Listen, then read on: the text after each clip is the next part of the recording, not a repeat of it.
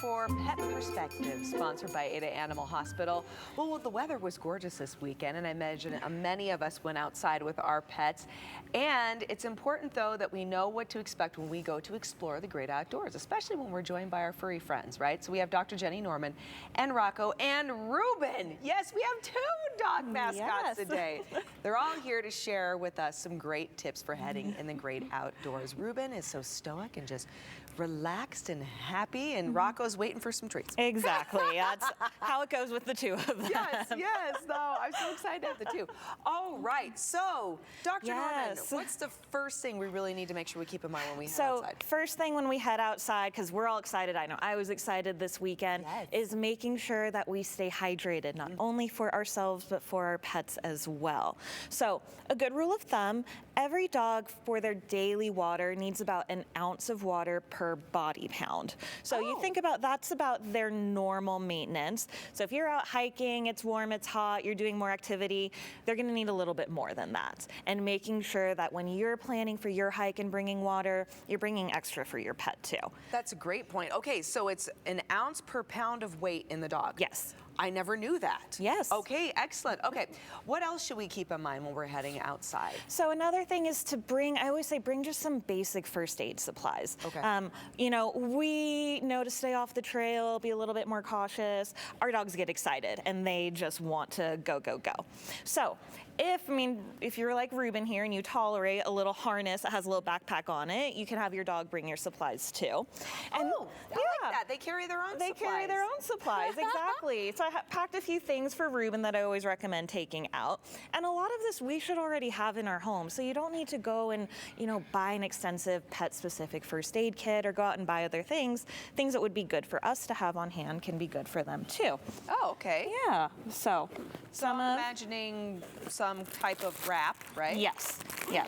So I always like to bring just some type of basic bandage wrap, love that stuff, by the way. It works so well. And then a few other, thank you, Ruben. Ruben's giving some kisses while helping. Exactly. He says, I'm here to be the model for the day. But some other things that I always recommend. Here we go. All right, we'll go so through this. Okay, so you got the wrap, and so again, the type of wrap too that she pulled out that was the bright red. Yeah. It's a specific wrap, right? So it's not like your standard stretchy Ace where you have the metal clasp. No. That actually sticks to itself. It sticks to itself, and this is something that I've seen this at pet stores. D&B has a lot of it, so you can go out here and find this. And I discovered that when I worked at an animal hospital decades ago. It's amazing. I actually use it on my kids. Yes. It's fantastic. It works well fantastic. Worth investing in. Yeah. So again, D&B, I've seen it at pet stores. It wraps on itself, so you don't have to have a lot of extra supplies.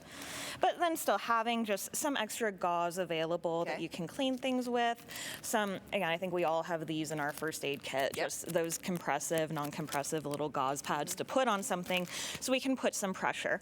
And again, having water. We don't need to be bringing a lot of alcohol, hydrogen peroxide, these other things. If there's a cut, a scrape, just take that extra water, flush and clean it, and then wrap it up. That's going to be one of the best things to do. Oh, really? And then speaking of water, there's lots of these cute little compressible bowls. So again, goes nice and flat. You can pack it, you can hook it on your bag, can bring it out so that your dog is able to have water if they don't know how to drink out of a water bottle, like a lot of them don't. Yes, yeah, exactly. No, I love that.